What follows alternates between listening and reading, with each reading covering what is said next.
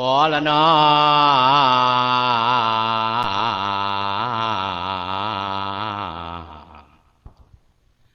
เวียงเอ้ยเวียงจันทร์ศรีสัตนาก่อนน้ำภาคสองคอนดอนเสียงสู่ดอนจันทร์ดอนสวรรค์แก่งฟ้าห่วยน้ำมาซ้ำแค่บอนน้องแหนตาลีผู้เขตหัวผู้ดินลาวบอนไส้ข่าวห่วยไข่ห่วยดอกไม้ข้ามมวลตุลาคมเขตสายขัวหลวงเต่าเลียวบนน้ำเขียวลีผีอัตตะปือนอกนั่นคือสารวันเกียรตำแม่น้ำกำน้ำเดียบสักง่อยมุงเห็นร้อยน้ำเต่าผูเป็นเจ้าครั้งแรกคือคุณล่อหักสักก่อเวียงจันทร์ปิดจอมทำลาสวงสิขึ้นคงที่รุ่นเป็นนาดคุณจอมทำให้พี่น้องคีนทำเอาเด้อป่าโอ้ละว่าน้อ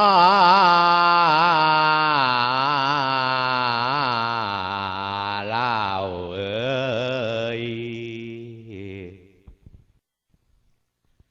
โอ้ยน้อนายจะฟังดื้อเจ้าเราเฮาเท่าแก่ทั้งพ่อแม่พี่น้องพ้องด่าว่าก่อนที่ได้เว้าบอนบันสั้นก่อนตอนหลังนับแต่คุณพระรมยังนางพ้องของผ่านสถานพระองค์ยังคล้องกองไป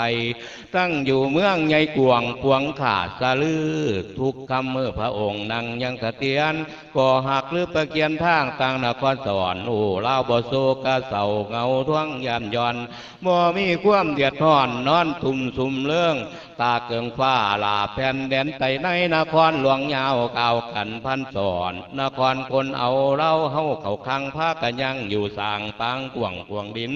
บ่ได้ไปได้ปีนดินด้านปันสวรรค์อยู่นังเน่านำกันความแฝงเกลือโมเพื่อเล่านี่มาไต่ตำเพื่อกระทำปลูกสร้างหน้าหัวให้สวน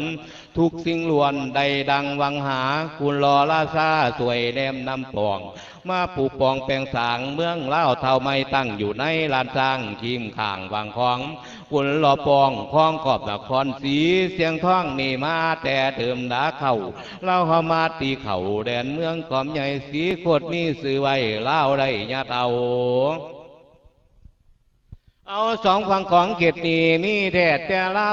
ถูกทินดาวเล่าปลูกปองปลูกพากะย่อแยงยกทินฐานนั่นมือ12,000นาลือล้านนาฟ้าเหือหากเป็นเครือสาเท้าเล่าด้วยดังกันกำเขตขันกำไฟทั้งสยามแต่ก่อนเป็นเล่าล่ามเปลี่ยนแปลงไปแล้วกลายเป็นแนวน้ำเสือไทยเล่าทำไมกลายเป็นไทยบอกกลัวแก้มเสือสัตว์เฮาเมืองลันสร้างแต่เข้าเล่าขอบของสงวนเมืองควนเสียงขวางเล่าเข้านั่นละจำปาคงขันเสียงแตงแกงจอดจุนหอดผู้หลัดพุ่นผุนไว้ใหญ่ไรแข็งอย่าไล่แต่เข้าเฮาซื้อก่อนตูมเวินใส่เส้นผังกะแมนเล่าทั้งนั้นบอกก่อบ่ลอยหันขันมาเพื่องก่อลาดเราถึงหาดหายใส่เสือพ่อแม่เฮาอีกย้ำหนึ่งเมืองยึงแต่เขาเมืองวัดเมืองห่มทั้งเมืองหลาเมืองพงแมนเล่าทั้งนั้นเมืองแทงเข้ากี่เดียนเวียนผู้อื่นไม่กาแมนเล่าอ่อยต่อยสายเสือพ่อแม่เฮาเล่าบ่ได้สุกเศร้าอกอ่อนวันไผ่บ่ได้ย้อมทางใดไผ่พ้นทนขาแต่คนเฮาหอมหน้าสามัคคีของใหญ่หักษาศาสตร์ถือไปเฮาจึงได้ซื้อเล่า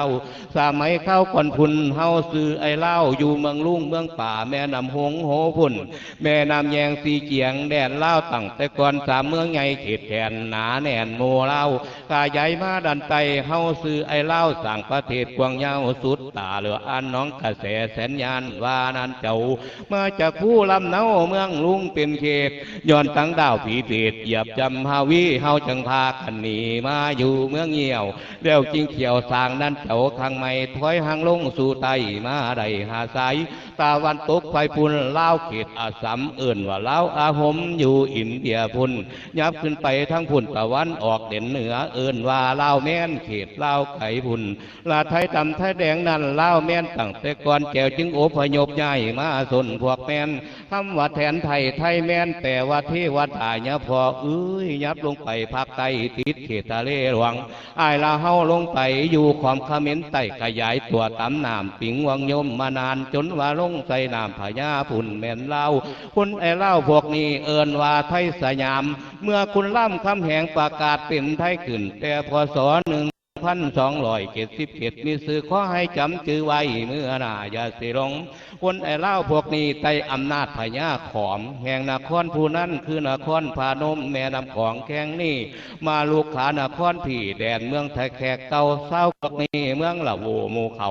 ละโวเม่นลบบุรีประเทศไทยสุมิตาธรรมราชาเจ้าขยายเมืองมีอำนาจพญาแกกก็หักมีสื่อกวงเฮาหูโคสุคนเล่าเฮาหูแต่ตนสีโคตรพัตะบองอำนาจมีเหลือหลายทั่วทั้งเขมรไตยับขึ้นถึงเหนือพุ่นเมืองมอนพม่าใหญ่พญาแกกก็หักมีซื้อไว้ถือไม่คอนตาบองไอ้เล่ายับลงไตทางทั้งตัดเครื่องเฮ็ดให้คอมแตกมางเป็นบันทอนสองทั้งตะวันตกนั้นเอื่นว่าพญามอนตะวันออกพญาขอมบวกเดียวกันแทบแต่สุโขทัยพุ่นนครศรีธรรมราชคนไอ้เล่าพวกนี้ขยายกวงทั่วไปยับขึ้นมาหมอไก่เล่าเหี่ยวสารกาแม่เล่าล้านนาสื่อเล่าทั้งนั้นบอนนำของมากันขยายตัวสองฟังเอื้อนว่าเล่าล้านสร้างเล่าสร้างตั้งแต่ดูพ้นเอาเฮายกมาแต่ต้นในระหว่างข้อสอบปี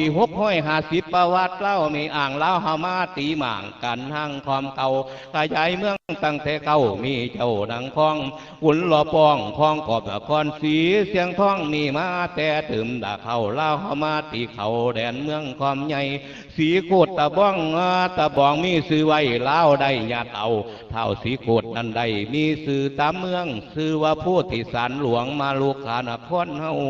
ที่อยู่ในสมัยนั้นคือเมืองท่าแขกเก่าตอนหลังเลยยกย้ายไขกำฟังขวมไปอยู่พุ่นเมืองใหญ่หนองหานตัวนครพนมไม่จื้อจำเอาไว้ใส่วัวละมันสางใส่ฟ้องท่าแขกเสียอำนาจเสื่อมสิ้นแล้วจึงได้ครอบครองจังว่าได้ยุคนั้นสมัยเมื่อพาแดงหลงหักนางไอคำเฮาหูข้าวนั้นไอเล่าเฮายังขึ้นพญาขอมเป็นเบาเมืองหนองหานเต่าลมทลายลมแต่กระจายพญานาคโกรธให้บางทินพญาขอมพญานาคหักว่าเป็นน้ำเล่าให้จื้อจำเอาไว้มาจากดินแดนพุ่นหนองกระแสแสนยานเมืองหนองหานเต่าลมทลายลมแต่กระจายเท่าคำบางจึงใหญ่หนีจากพญาขอมมาอยู่แถวหนองคายหมอเวียงจันทีเฮาจังพากันอื่นเมืองบางบ้านเบิดเท่าคำบางผู้นี้เล่าแต่ปฐม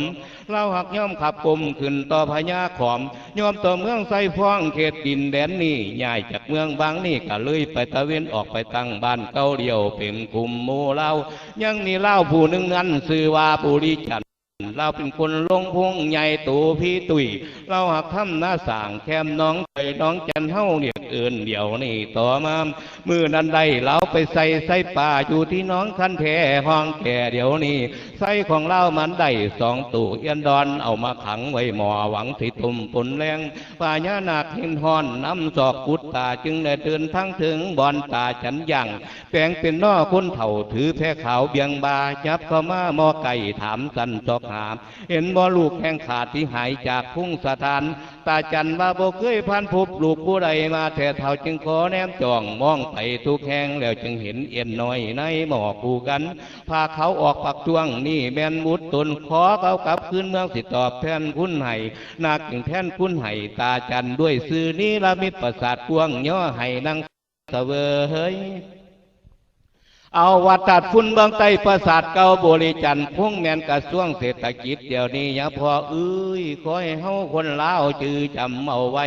นาคได้แปลงเมืองไห้ตาจันคล้องนางหอประสาทใหญ่กวงย่อให้ซื่นส้มจันจึงได้ซื้อเพิ่มเอิ้นว่าบุรีจันนาคได้แปลงเมืองยอดถวายกันแมนเวียงจันนี่เฮาจึงพากันอื่นเวียงจันศรีสัตนาคแม่นผู้เจ้าตาจันผู้เข้ามาสร้างคนผู้ใด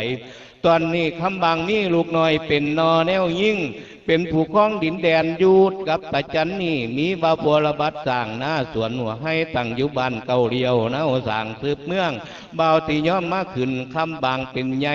หาหอยตะขุนบอกไปปังนั่นแม่นเล่าคำบันคำบางคืดมวนแมงอยากน้ำลูกไปถวายให้แก่ตนพญาขอมแห่งซ้ายฟ้องคุณนางเป็นสาว15สมงามลือซื้อจันสว่างลุงหอดงามยิ่งย่อยใบหน้าซื่นใสคำบางผ้าแกนไทยขึ้นขี่เหือแพร่มีพวกบัวเลยวันแหงลงไตเพื่อสินำไปให้พญาขอมถึงใหญ่ไหลดงมาอดปีทั้งกำพันเวียงพญานาคคิดหัวขนิ่งแม่ในใจนางผู้งามสุ่มสวยลูกเล่าคนนี้ควรที่นำไปให้ ให้บุรีจันทร์อวยรวยปุณณมีแต่เขาแน่นเจ้าทรงมานาคจึงบังคับให้มีเหตุลมแดงไว้วันทั้งนาทีของเกิดฟ้องตีอยู่จนว่าเหือแพ้เจ้าคำบางทะไลแตกไปพักเศร้าอยู่ยังดอนหน่อยท่าเวียงนาคจึงไปหอบอุ้มจันสว่างพานี้มามอบบุรีจันตั้งนั้นจึงสถาปนาให้บุรีจันเป็นใหญ่พ่อยอมให้อ่อนน้อมขอมเท่าต่อมาเมืองเสียงทองเขตนี้สมัยเมื่อคุณล่อมีนิทานมาหึงตั้งแต่ดนมาแล้วเล่าหคุยเพียนสู่กับพญาสีโคดจนว่าได้อำนาจกล้าเป็นเจ้าครอบครองจังว่าได้ยุคนั้นสมัยเมื่อคุณล่อยุคกำลังมาลบญาติดินแดนบ้านสถาปนาสร้างเมืองสวาตุ่มไผ่ขยายลงสู่ไตมาเลื่อยบ่ได้เศร้าสืบต่อมาหอดบันต่างเมื่อพญาลังพอสุวรรณคำผงสืบมาไผ่ไทยซึ่งเป็นสายกษัตริย์สร้างเมืองเล่าเก่าไม่ฝ่างุมมาสืบไปโฮมเสือสัตว์เล่าหลังจากนั้นเสือแห่งกษัตริย์เฮาสืบต่อกันข้องเมืองหอดผู้เฮาเข้านี่ขอให้หลานลิ้นหลอนคนเล่าจำชื่อประวัติศาสตร์เก้าอ้างมาแต่ตั้งเฮงสีนานวลส่วนศาสตร์ไว้แด่จะลืมเด้อ